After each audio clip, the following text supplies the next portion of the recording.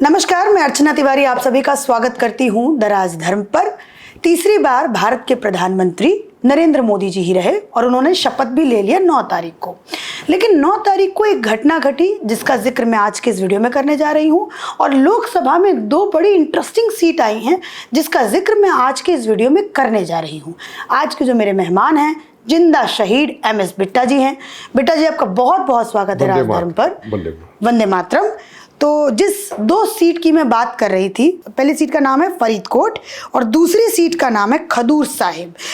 खडूर साहिब से जीते हैं जो सांसद बन के आए हैं, जो भारत के लोकसभा के अंदर बैठेंगे, जो नवनिर्मित जो इमारत है जो उसके अंदर आके बैठेंगे, उनका नाम है अमृतपाल सिंह, जो फिलहाल डिब्रूगढ़ जेल में हैं, जिनके ऊपर बड़े बड़े आरोप हैं। आरोप के सिद्ध आरोप हैं कि वो खालिस्तान का एजेंडा चलाते हैं, पंजाब के जो यूथ है उनको बिगाड़ने का काम करते हैं, वो 90 का दशक वापस से लाना चाहते हैं।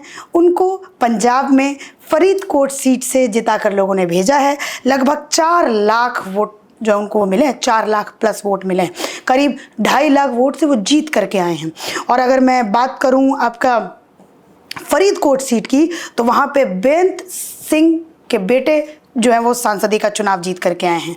और वो बेअंत सिंह, आपको अगर याद हो तो इंदिरा गांधी जो हमारे देश की पूर्व प्रधानमंत्री, उनके ऊपर गोली चलाने का उन्होंने गोली चलाया और उनका बेटा जीत करके आया। तो पंजाब के ही हैं बिट्टा जी। बिट्टा जी, एक बात बताइए, अमृतपाल सिंह जो जेल में है, जिसने कोई प्रचार नहीं किया, जो जनता के बीच नहीं गया, लेकिन ऐसी फैन फॉलोइंग कि वो अब हमारे सांसद बन गए हैं पंजाब के यहाँ से, जहाँ से आपका भी पुश्तैनी घर है। बताइए क्या कहेंगे अपने पुश्तैनी घर के सांसद के बारे में? ये बड़े दुर्भाग्य की बात है। राष्ट्र प्रथम है। जो लोग देश को तोड़ने की बात करें, जो लोग कनाडा से, दुबई से कल आए, 2-2.5 साल के अंदर आए जी, और आकर के हमारे गुरुओं का जो दिया हुआ सुंदर पहनावा वो पहन ले, लोगों की आंखों में धूल फेंक करके और गुमराह करके कि मैं नशों को छड़ाऊंगा जी, मकसद उनका पीछे कोई और हो, मकसद खालिस्तान की बात हो। और कनाडा, अमेरिका के अंदर जब रेस्ट किया गया, प्रोटेस्ट हो उसकी फेवर के अंदर और सरकारों के खिलाफ, आज वो तरनतार से जीत जाता है। ठीक है, तरनतार से जीते हैं। सिमरनजीत सिंह मान भी कभी जीते थे, वो भी इतनी वोटों से जीते होंगे जी। उस वक्त भी खालिस्तान की बातें होती थी, वो भी पार्लियामेंट में बैठे थे। शपथ कौन सी खाते हैं? फॉर्म भरने के लिए और पार्लियामेंट में पीछे हिंदू, मुसलमान, सिख, ईसाइयों का तिरंगा झंडा होता है और हाथ में हिंदुस्तान का संविधान होता है। और संविधान की कसम खा के कहते हैं हम देश के साथ, हम संविधान के साथ कोई धोखा नहीं करेंगे। क्या बात? तो क्या ये धोखा उन जनता को नहीं है जिन्होंने जिताया है?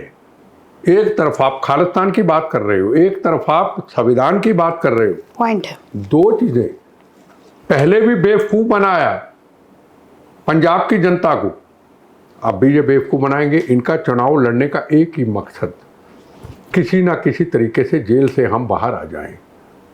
लोगों को बेवकूफ़ बनाया, हम बाहर आ जाएं। और ये प्रोटेस्ट चल रहे थे जी, मकसद बाहर आना था।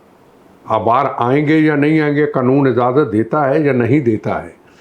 पर ये माहौल क्या है? जिस व्यक्ति ने, जिस सुरक्षा के जवान ने इंदिरा गांधी का कत्लेआम किया, इंदिरा गांधी ने उनके ऊपर विश्वास किया। देखो, सुरक्षा कर्मचारी जब वर्दी पहनता है तो वो एक भारतीय होता है।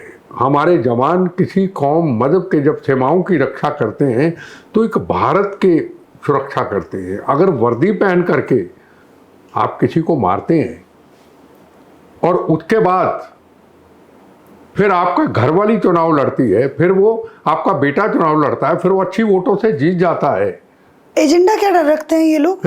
एजेंडा, क्योंकि बहुत सारे लोग जो मेरा वीडियो देखेंगे वो ये बेटा जी इस बात को कहेंगे, अगर बाप ने कुछ किया तो बेटा की गलती थोड़ी ना है। एजेंडा क्या रखते हैं ये लोगों के बीच? आप तो पंजाब से। गलती बिल्कुल नहीं है। जब एजेंडा खालिस्तान आता है, जब एजेंडा कट्टरपंथी आता है, जब एजेंडा देश को तोड़ने का आता है, जब चुनाव के लिए विदेशों से फंडिंग आती है, जब चुनाव के लिए पन्नू जैसे लोग जो भारत माता को तोड़ने की कोशिश करते हैं, जब चुनाव के लिए अपने लोगों को जताने के लिए थ्रू आईएसआई पाकिस्तान से पैसा आता है, तो वो क्या पैसा भारत के खिलाफ इस्तेमाल नहीं होता? क्या अभी तिरंगे झंडे का 6 तारीख को पूरे देश के अंदर नहीं, पूरे दुनिया के अंदर, जहां कनाडा अमेरिका के अंदर पैरों में तिरंगे झंडे को रुदा गया, देखा मैंने वीडियो। किरपान को तिरंगे झंडे के अशोक चक्र के बीच में किया गया। क्या हमारे जो जवान भारत माँ का शहीद हुए, क्या उनके सीने को चोट नहीं पहुंची? क्या वो जो किरपान उनके सीने पे नहीं गई? क्या वो किरपान गुरतेज सिंह जिसने चाइना के 25 सैनिकों को मार दिया था अरुणाचल के पास, क्या उनकी रूह नहीं कांपी होगी कि जिस तिरंगे झंडे में मेरी बॉडी लिपटी हुई आई, उसी तिरंगे झंडे को उस पर बोलने वाला कोई नहीं? तो ये भारत है, ये आज़ाद मुल्क है, ये लोकतंत्र मुल्क है, ये भारत एक धर्मशाला नहीं है। आप तिरंगे झंडे का अपमान सहन करते रहो, आप खालिस्तान के नारे लगाते रहो, आप हिंदुस्तान के प्रधानमंत्री को धमकी देते रहो, आप स्टेजों के ऊपर अमृतपाल जैसे कहें हमने इंदिरा गांधी मारी थी, अमित शाह तू क्या चीज है, मोदी तू क्या चीज, ये नारे क्या ये देश के प्रधानमंत्री के ऊपर नारे होंगे ऐसे जो 370 धारा खत्म करेंगे, जो सीमाओं की रक्षा करेंगे? हम बीजेपी से नहीं है, पर ये क्या मजाक है? क्या ऐसे होगा कि आप खालिस्तान के नारे लगाओ, देश को तोड़ने की बात करो? और अगर आप कहते हैं कि इंदिरा गांधी को मारा था, क्या इन्होंने सोचा वो दंगों के अंदर जो बेगुनाह लोग मारे गए इंदिरा गांधी की शहादत के बाद, पूरे देश के अंदर लाखों सिखों का नुकसान हुआ, हजारों सिखों का कत्लेआम हुआ, उनके घरों में टायर डाल करके सिख भाइयों को जला दिया गया, उनके घरों के घर बर्बाद कर दिए गए, उनको उजाड़ दिया गया, उनको पंजाब में शिफ्ट होना पड़ा। आज भी वो सिख भाइयों के जो सामने कत्लेआम हुआ याद है? क्या ये जवाब अमृतपाल और खालसा जी जवाब देंगे कि आपके पिताजी ने इंदिरा गांधी का कत्ल किया, आप तो एमपी बन गए, आपकी माताजी तो एमपी बन गए, पर जो सिख भाइयों को दंगों के अंदर मारे गए, आपके पिताजी की गलती से उनका कसूर क्या था? अगर इंदिरा गांधी का कत्ल ना होता, क्या लाखों सिखों का कत्लेआम होता? क्या लाखों सिख भाइयों के घर उजड़ते? क्या उनके बारे में किसी ने वकालत की? गलतियां आप करो, भुगते पंजाब के बाहर का सिख, ये तो कोई इंसाफ नहीं है। क्या पंजाब के बाहर के सिखों को आप सिख नहीं समझते? क्या मैं इनको पूछना चाहता हूं, क्या पंजाब में बैठे हुए सिख भाई यही हैं? क्या पंजाब के सिख भाई जो इंदिरा गांधी के कत्लेआम के बाद दंगों में उजड़ गए, गलों में टायर डाले गए, उनके बारे में क्या जवाब है? जिस सवाल का जवाब देंगे हम ही सरदार है। क्या वो सरदार नहीं थे जिनके गलों में टायर डाले गए? बिल्कुल ना इंदिरा गांधी मारते, ना 84 के दंगे होते। आप फिर उस लाइन पे चलते जा रहे। आप धर्म का प्रचार करें, कौन मना करता है? आप सिक्खी का प्रचार करें, कौन का मना करता है? आप युवा पीढ़ी को अमृत छकाएं, कौन मना करता है? हिंदू मुसलमान सिख ईसाई अमृत छकने को तैयार है, आप सिखाएं, पर गर्म भाषण नहीं, देश को तोड़ने के भाषण नहीं, विदेशों से फंडिंग नहीं। फंडिंग कहां से आ रही है? जिनका मकसद है खालिस्तान का नाम देना, जिनका मकसद है देश को तोड़ना, उस पैसे से चुनाव नहीं। बेटा जी, एक सवाल मैं यहाँ पर आपसे करना चाहूँगी, क्योंकि मैं खुद अमृतसर गई थी और आप लोग राजधानी पर जाकर के वो प्लेलिस्ट भी देख सकते हैं जहाँ पर मैं पंजाब गई, वहाँ पर जाके मैंने कवर किया। उसके बाद मैंने आपके साथ इंटरव्यू भी किया था। वहाँ पे जो लोगों का इमोशन है, मैं गाँव घूमी, उन लोगों से मैंने बात किया, तो वो कह रहे थे जी अमृतपाल गलत क्या कर रहा है, अमृतपाल तो नशे से दूर कर रहा है लोगों को, वहाँ के लोगों से दूर कर रहा है। तो मेरा सवाल आपसे ये है कि ये लोग चुनाव लड़ते हैं, लोग इनको सपोर्ट करते हैं, ये एजेंडा क्या, मतलब आपको क्या कुछ खबर आई वहां से उसके बारे में? मैं देखूं, मैं लोग प्रचार में कौन कौन उतरा था उसके? मैं बताऊं, लोग भावुक हैं। अच्छा, धर्म के जिम्मेदार व्यक्ति को रही नहीं।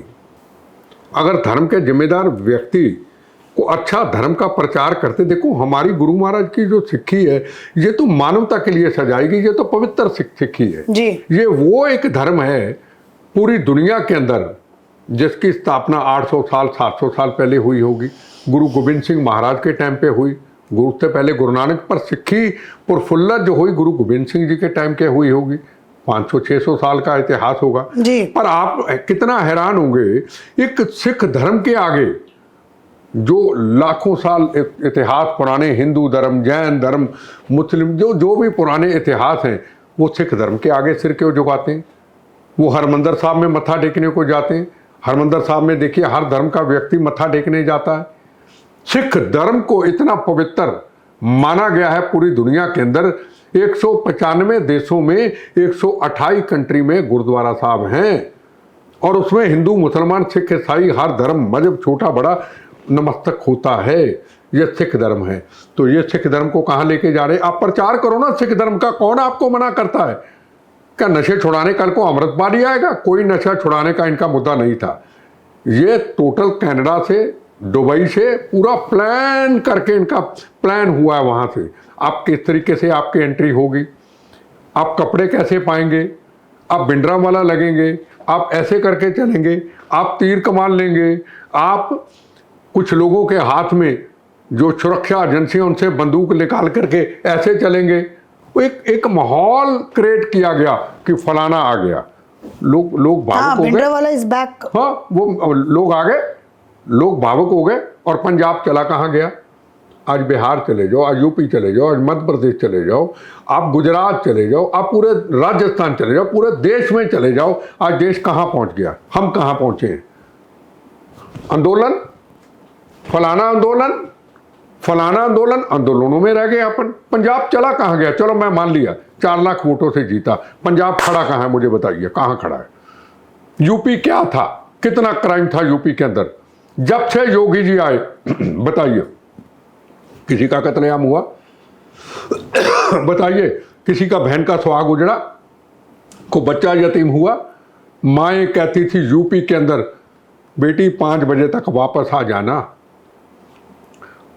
मेरा पति भी वापस आएगा या नहीं आएगा। योगी के राज से पहले ये था। कौन घर शाम तक वापस आएगा या नहीं आएगा? गाजियाबाद से लेके हर जगह से। क्या यूपी के अंदर डेवलपमेंट नहीं हुई? क्या इंडस्ट्री नोएडा में अंदर नहीं लगी? क्या पहले व्यापारी नोएडा के अंदर, यूपी के अंदर इंडस्ट्री लगाने आता था? क्या फिल्म इंडस्ट्री आती थी? आज फिल्म इंडस्ट्री यूपी में योगी से मीटिंग कर रही। आज इंडस्ट्री वाले वो मीटिंग कर रहे हैं। तो पंजाब कहाँ गया? हम अमृतपाल की तो बात करते हैं, हम खालसा की तो बात करते हैं, हम ड्रग की तो बात करते हैं। पंजाब की इंडस्ट्री तो बाहर जा रही है सारी, लुधियाना तो बाहर शिफ्ट हो रहा है।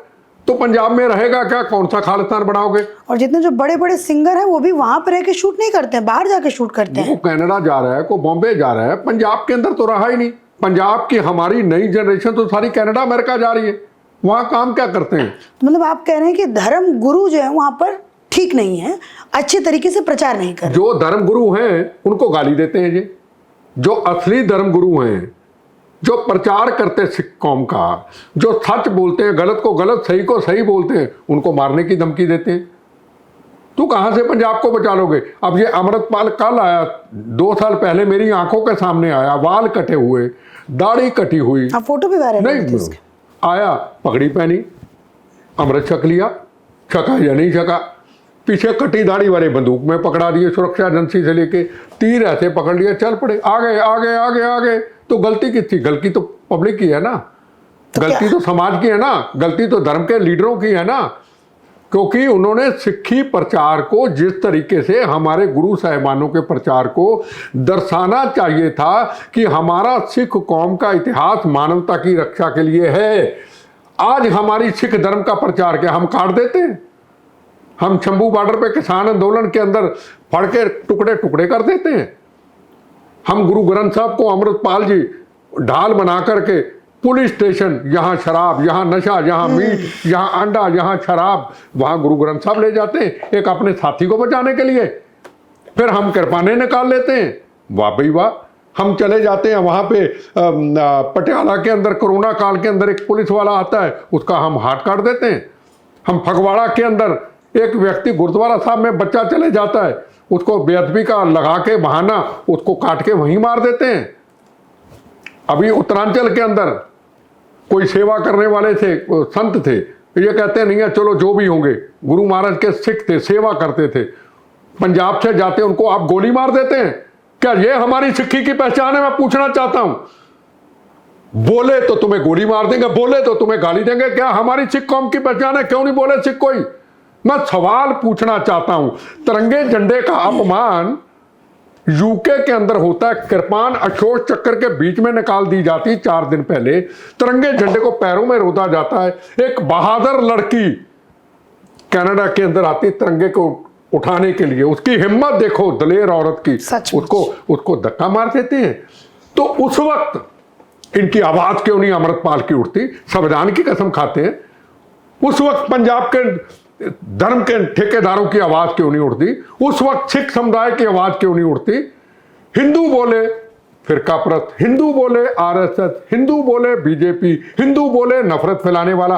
तो जो हम तिरंगे झंडे का अपमान करते हैं, मेरे सिख भाइयों की आवाज क्यों ना उठे? क्यों ना उठे? क्यों ना उठे? ये बहुत बड़ा सवाल है। हम भारतीय हैं। यह तिरंगा झंडा हिंदू मुसलमान सिख ईसाइयों के खून से बना है। हम भारतीय हैं। ये अगर तिरंगे झंडे के कृपान निकलती है, वो बिट्टे का सीना पार करके निकलती है। मैं भारतीय हूं। मेरे सिख किसी भाई की आवाज क्यों ना उठे? जिसने गाली देनी दे, जिसने बम चलाने चलाए, मेरे तिरंगे झंडे मेरे भारत का अपमान करेगा। पहले भी बम खाए, अब भी खाऊंगा, आखिरी सांस तक कहूंगा मेरा धर्म भारत मां, मेरी जात वंदे मातरम। क्या बात है, क्या बात है बेटा, तुम्हारी ऐसी की तैसी। यार कमाल हो गई यार, को बोलने वाला ही नहीं, बोलने वाला कोई नहीं। हमें भी एडवाइस दिया जाए, अरे यार मत बोलो, लेकिन बेटा जी बोलने के लिए लोग तैयार। आपको याद है वो कंगना रनौत के ऊपर जब सांसद बन गई, उसके बाद शायद वो दिल्ली आ रही थी, तो उनके ऊपर कुलविंदर कौर सीआईएसएफ के जवान का नाम है, उसे जब चाटा मारा तो बहुत सारे लोग सामने आ गए उसको सपोर्ट करने के लिए। इस घटना पर क्या बात सुनो, ये वर्दी को क्या समझते आप? फौज की वर्दी, पुलिस की वर्दी, ये मौत के कफन है। बिल्कुल। जब घर से वर्दी पहन के निकलता है ना जवान, मौत का कफन बांध के निकलता है। अपनी माँ को, अपनी पत्नी को, अपने बच्चों को, अपने माँ बाप को, सबको कहता जा रहा हूं तुमसे धोखा कर जाऊंगा। बच्चों, माँ, मेरी पत्नी, अंदर कहता है मुंह पे नहीं, मैं धोखा करके जाऊंगा, पर अपनी भारत माँ, अपनी वर्दी से धोखा नहीं करूंगा। मैं भारतीय हूं। और उसी जवान की बॉडी तिरंगे झंडे में लिपटी हुई 20 दिन में आती है। हम वर्दी का अपमान करते हैं। सबसे बड़ी मां भारत मां, फिर दूसरी मां वो भारत मां जो हिंदू मुसलमान सिख ईसाइयों को, भगत सिंह जैसे योधों को, बहादुर सूर वीरों को जन्म देती है। वो भारत मां जहां हरमंदिर साहब, जहां गिरजाघर, मंदिर, गुरुद्वारे उसके आंचल में रहते हैं, उस वर्दी में पहन करके आप चपेट मार देते हैं। तो क्या बहादुरी इसको मानते हैं? मैं बताऊं, क्या ये सिख कौम का अपमान नहीं? आगे लिखा है कौर, मतलब सरदार नहीं, बहादुर सिख कौम ये कहा जाता है। अरे आपको थप्पड़ मारना है ना, वर्दी के बगैर बाहर जाओ, अरे मारो, कोई दिक्कत नहीं। आप कहो मैं तुम्हारे से, आप नारे लगाओ, आप उसके खिलाफ, आजाद मुल्क है, पर धोखे से करे ये तो ठीक नहीं है ना। कंगना रावत ने गलत बयानबाजी की होगी, मैं उस बात में नहीं पढ़ना चाहता। देखो मैं फिर आपको कहूं, हिंदू कोई भी बात कहेगा किसान आंदोलन के अंदर, तुम हिंदू हैं तो फिरका परस्त है, तो नफरत फैलाने वाला है, तू आरएसएस का है, तू आरएसएस का चमका है, यह कहा जाएगा। सिख भाई बोलेगा कोई नहीं, हम जी 8 लाख देंगे, हम डॉलर भेजेंगे, हमें तुम नौकरी देंगे। इसका मतलब ये हुआ बड़ा सस्ता काम हो गया। पहले इंदिरा गांधी मार दी, फिर बेअंत सिंह मार दिया, पंजाब के चीफ मिनिस्टर मार दिए, ठीक, फिर आपने थप्पड़ मार दिया। कितनी देर तक ये चीजें चलती रहेंगी कि सुरक्षा के अंदर क्या जवान इसलिए आता है? कौन किस पे विश्वास करेगा? सिख कौम पे कौन विश्वास करेगा? सवाल ये है। पंजाब में तो बल्ले बल्ले हो गई, पर ये जो पगड़ी के ऊपर दाग लग गया, कल को फोर्सेज भी सोचेगी, सरकारें भी सोचेगी, वे कल को पीएम ने निकलना है, कल को उसने जाना है, कल को थ्रेट प्रोटेक्ट नहीं जाना है, किसी के हाथ में गन हो वो सीधा ठोक दे और उसके बाद हीरो बन जाओ और बाहर से फंडिंग आ जाए, फिर को तुमको एमएलए का चुनाव लड़ा देंगे। यार बड़ा सस्ता सौदा हो गया ये तो। फिर तो सारे इस काम में लग जाएंगे। वर्दी है वर्दी। मैं कहता हूं मां, सबसे बड़ी मां, भारत मां, जिसके लिए बिट्टा ने 14 बार हमले सहे हैं, शरीर का आधा हिस्सा गवाया है, 70 लोग शहीद हुए हैं भारत माँ के लिए। मेरी आंखों के सामने अपने जवानों को वर्दी में टुकड़े टुकड़े होते हुए देखे हैं। मैं कहता हूँ ना, बार बार आपको कहता हूँ, मेरा जीवन जब भी जाए बम्बों गोलियों से, गुंडे बदमाशों की गोलियों से, हे भगवान, हे भारत माँ, आखिर में इतना लफ्ज मेरे अंदर निकले, मेरा धर्म भारत माँ, मेरी जात वंदे मातरम, अपने चरणों में समा जाऊं। जहां भारत माँ आ जाए, मेरी माँ भी बाद में, मेरा भाई भी बाद में, मेरा परिवार भी, मेरी बहन भी बाद में, सबसे पहले भारत माँ। यार कमाल है, जब नरेंद्र मोदी जी उस फिरोजपुर के अंदर घेर दिया जाता है, किसान भाइयों की गलतियों से पैकेज करोड़ों का देने आते हैं, 50 kilometre Pakistan, 70 kilometre Pakistan, 80 kilometre Pakistan, Wagah border घेर लिया जाता है। और उस वक्त नरेंद्र मोदी जी तो नहीं कहते मेरे किसान भाइयों पे गोली चलाओ, कहते मोदी मरता चले जाए इस राष्ट्र के लिए, तेरा वैभव अमर रहे माँ, हम दिन चार रहे ना रहे, पर मेरे सिख भाई पे गोली नहीं चलेगी। अगर सिख किसान भाई ना होते, पंजाब ना होता, तो गोली अवश्य चलती, गोली लाल किला भी चलती। ये जब नरेंद्र मोदी जी के बारे में शिंबू बॉर्डर, सिंधु बॉर्डर पे कहा जाता है, पहले इंदिरा गांधी मारी, नरेंद्र मोदी अब तुम्हें भी मार देंगे। उस वक्त पंजाब में किसी किसान की आवाज़ मेरे भाई की नहीं उठती, पंजाब में सिख भाई की आवाज़ नहीं उठती।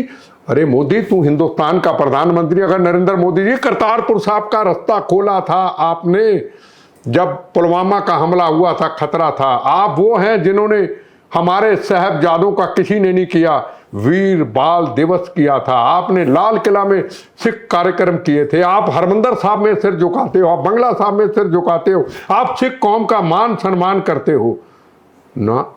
तू प्रधानमंत्री होगा तो होगा, सवाल है कि हम तो हमें, ऐसे नहीं होता।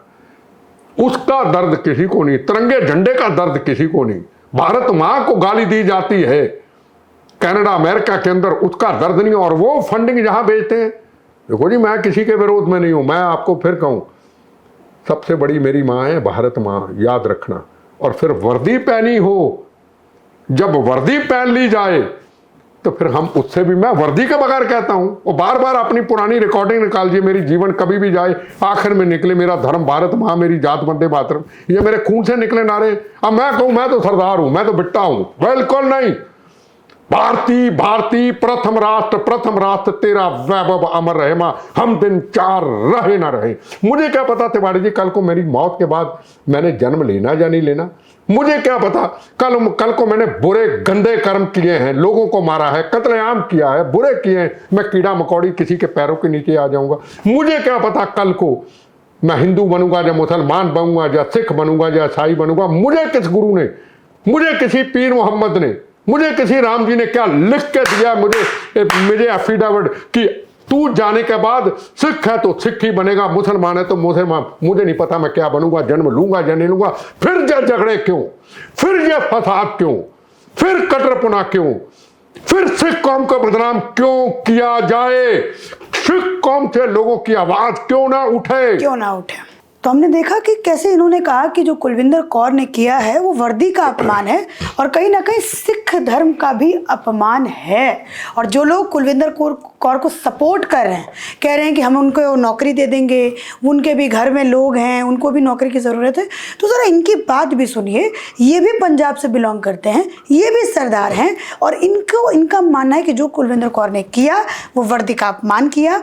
अगर उनको चाटा मारना ही था, अपना गुस्सा उनको प्रकट करना ही था, तो आप बिना वर्दी के भी कर सकते थे। बेटा जी, ये तो हम लोगों ने पंजाब पर बात करी। अब अगर मैं इस बात को कहूँ कि क्या जो हमारी भारतीय सरकार है वो पंजाब को नज़रअंदाज कर रही है?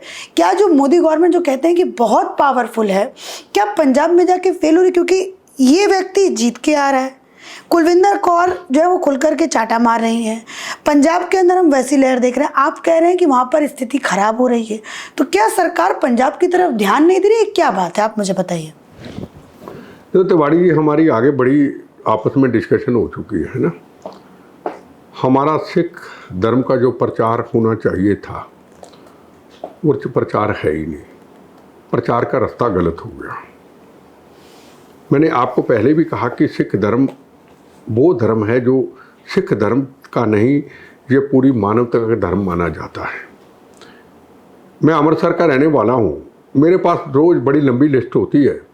वो लिस्ट के अंदर मुसलमान, हिंदू, ईसाई खास तौर पे मत्था टेकने का करते हैं जी। हमारे अगर सिख धर्म के प्रचारक हमारे गुरु साहिबानों की सोच पे चलते हुए युवा पीढ़ी को दिखाएं तो हमारा रास्ता गलत हो ही नहीं सकता।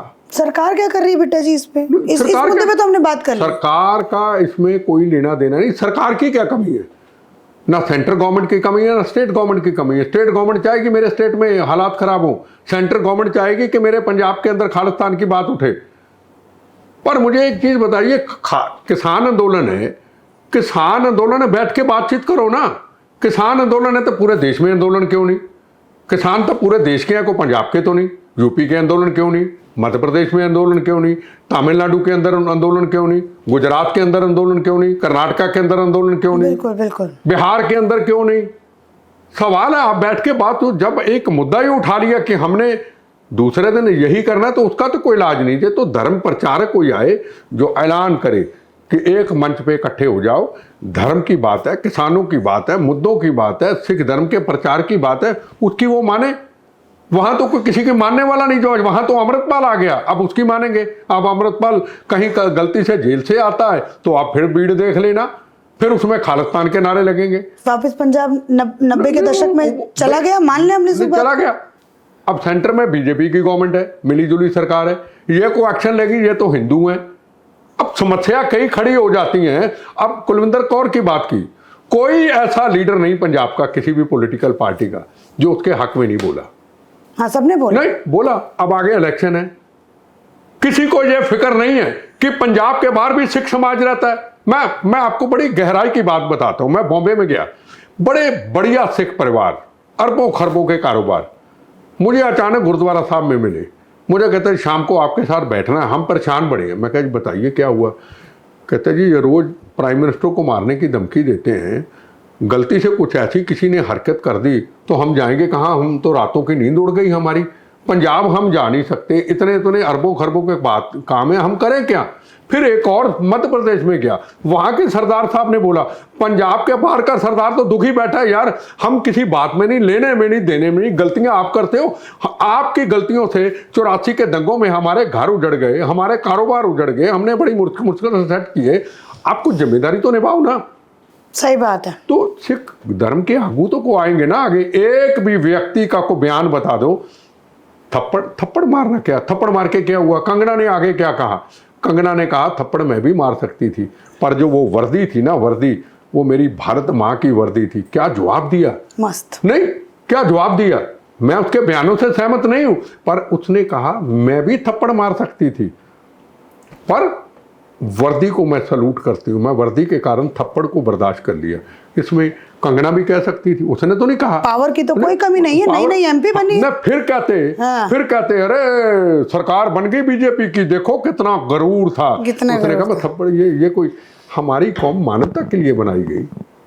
अरे यार वर्दी की तो इज्जत रखो आप। कल को आपको देख के जिस तरीके से बाहर डॉलरों की ऑफर हो रही है, नौकरी की ऑफर हो रही है, एमएलए की इलेक्शन की हो रही है, तो पीछे नहीं, अब दो चार जो वीआईपी थ्रेट प्रोटेक्टिव उसको मार दो, और मार के उसको को इसने कमाल कर दी, शाबाश शेर का बच्चा, कहने वाला आगे आए ना, दूसरे को अल्लाह शरी क्यों दे रहे हो भैया? जो पैसे दे रहा है तुमको तकलीफ कंगना से, तो तुम आप आ जाओ बाहर ना। आप तो घर में बैठे हो, पैसा छुट तमाशा देख, एक नारा है। हाँ। पैसा छुट तमाशा देख। पैसा देने वालों, नौकरी दिलाने वालों, ये बॉम्बे के रुलदू फुलदू कोई नाम लिया आपने, पता नहीं कौन से, विशाल नाम है, विशाल विशुल जो भी है, आ जाओ ना, आके कंगना के सामने बहस करो, जो कहना कंगना को कहो। बहुत सारे पत्रकार उनका साथ भी दे रहे हैं। पत्रकार है ना, आप करो ना आके, आपके पीछे रहते हो, उसकी नौकरी को क्यों बर्बाद करते हो? काम हो जाता है, बाद में कोई नहीं पूछता। अब अमृतपाल जेल में चला गया, उसके साथ कई और बेचारे चले गए जेल में जो बेकसूर थे, जो उस लाइन के थे नहीं, और पंजाब के लड़के खराब कर दिए। उनका क्या कसूर था बताइए मुझे। अच्छा बेटा जी, अमृतपाल को जैसे सांसद बने तो सारी सुख सुविधाएं उसको सांसद वाली मिलेंगी कि नहीं मिलेंगी? वो तो जो होती है, वो घर है या फ्लैट है, जो भी है वो तो मिलेंगी, वो मिलेंगी। वो उसका परिवार या फिर जो दोस्त यार होंगे सब उसमें रहेंगे। जो भी है वो पूरी तरीके से वो ऐश मौज पूरा। एक एमपी को पूरा होगा, उसमें कोई फर्क नहीं होता एमपी में।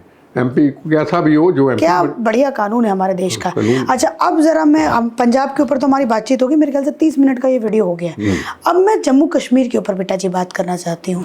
एक तरफ प्रधानमंत्री जी शपथ ले रहे थे, 7:15 पे उनका शपथ समारोह था, और 6:10 पे जम्मू कश्मीर के अंदर वो जो श्रद्धालु जो माता वैष्णो का दर्शन करके आ रहे थे, उनके ऊपर आतंकवादियों ने हमला किया, बस खाई में गिर गई, बहुत सारे लोग जो हैं उसमें मारे गए। मेरे ख्याल से आंकड़ा 9 से 10 लोगों का है जो मारे गए, और 33 लोग जो वो घायल हो गए।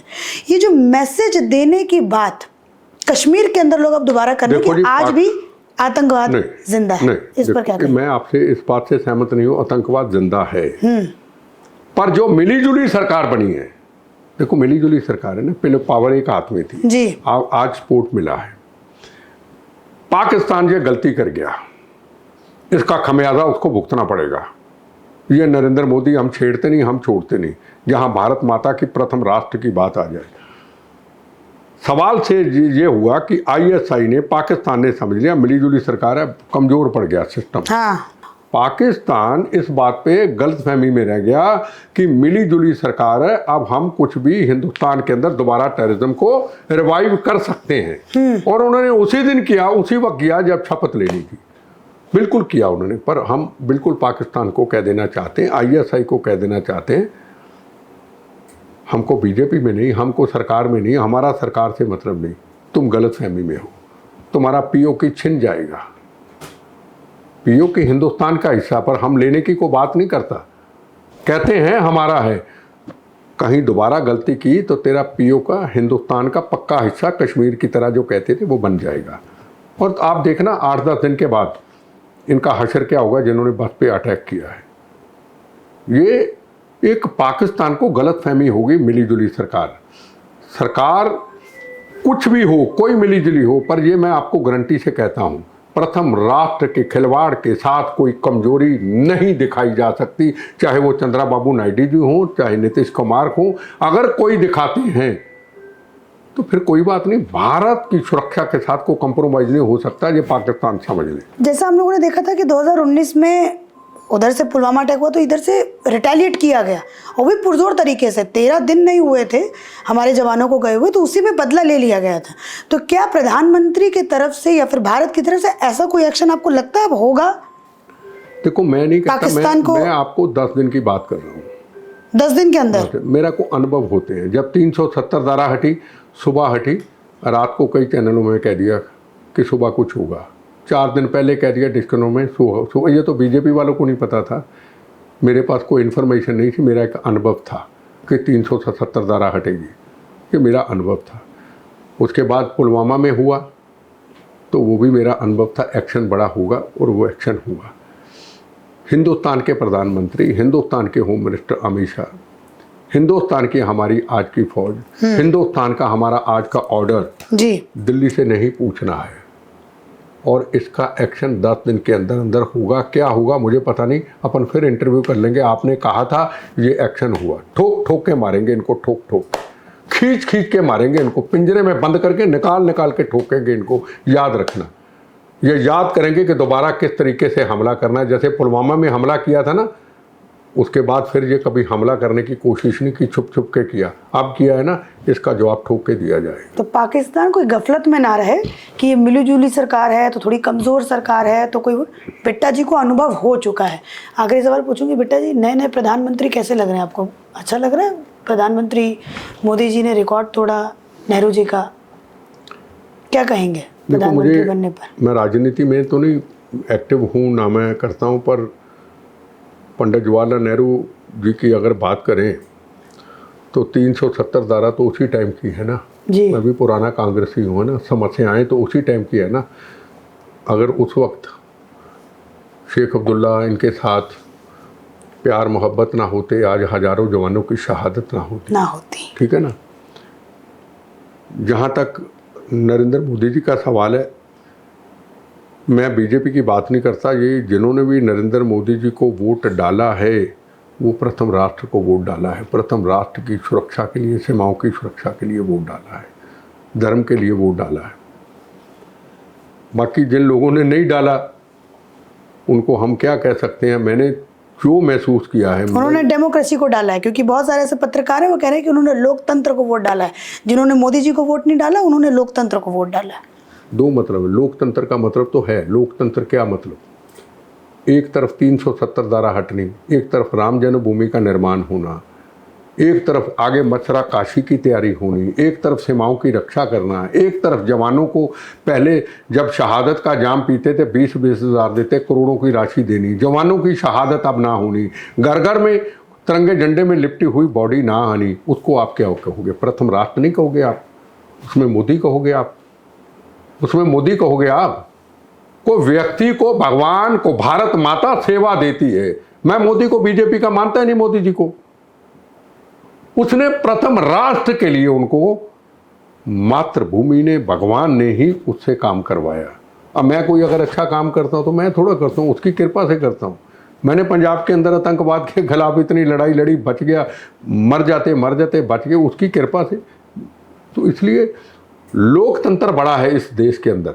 लोकतंत्र तो फिर अमृतपाल को भी उस लोकतंत्र में जोड़ दोगे आप, मोदी जी के साथ जोड़ दोगे अमृतपाल को, जो कल आया खालिस्तान के नारे लगाएगा, बाहर आके फिर खालिस्तान के नारे लगाएगा। एक तरफ एक आदमी कहता है मैं भारत माता प्रथम राष्ट्र, मेरे लिए प्रथम राष्ट्र है, तेरा वैभव अमर है, मैं हम दिन चार रहे ना रहे। एक कहता हम पंजाब को देश से तोड़ देंगे। भाई फर्क है ना लोकतंत्र का।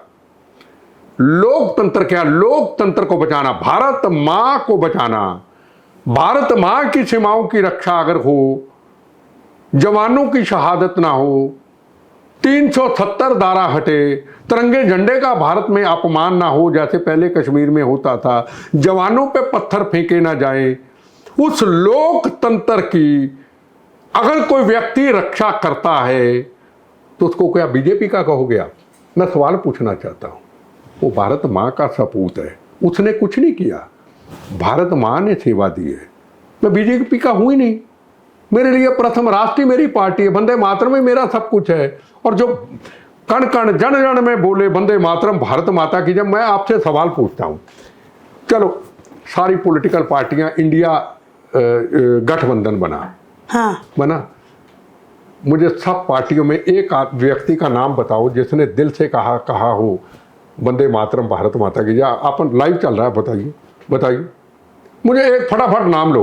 नहीं ऐसा नहीं है, आप इधर उधर मत जाइए, फटाफट बोलो। फलाने ने बोला वंदे मातरम भारत माता की, जा दिल से बोलो, तेरा वैभव अमर रहे, मैं हम दिन चार रहे ना। इस पार्टी में कोई मुझे बताओ। चलो मोदी के साथ ही गठबंधन आ गया, इनमें किसी ने बोला वंदे मातरम भारत माता की? जब मुझे बोलो, सवाल दो फटाफट, ऐसा नहीं जो सवाल का जवाब मांगता हूं फटाफट बोलो। उसने वहां पे बोला था जिसके कण कण में वंदे मातरम, कण कण में वंदे मातरम भारत माता की जय, भारत माँ तेरे लिए मेरा जीवन हाजिर है। और चला 56 इंच की छाती लेके चाइना में बॉर्डर पे एक पहली गोली मेरे सीना पार करेगी, जवान पे चलेगी। था कभी? बताइए। नहीं, जवाब ही नहीं है आपके पास। इतनी अच्छी एंकर है, आपके पास जवाब ही नहीं है कि फलाना ने बोला वंदे मातरम। जब वंदे मातरम भारत माता की जय अंदर ही नहीं है, पॉलिटिक्स ही मन में है, बनना है, हटना है, जीत गए हार गए, जीत गए हार गए तो चलता रहता है। एक ही नारा होना चाहिए, तेरा वैभव अमर रहे, माँ हम दिन चार रहे ना रहे। वही लोकतंत्र है, वही राष्ट्र है। बहुत अच्छा लगा बेटा जी, सचमुच आज मुझे बहुत, पता नहीं आज कुछ अजीब सा था, मतलब बहुत अच्छा। बहुत सारी इंटरव्यू में थोड़ी बहुत दिक्कतें भी आई, लेकिन मजा आया आज आपके साथ बात करके। बहुत बहुत धन्यवाद बेटा जी, बहुत बहुत नमस्कार। धन्यवाद।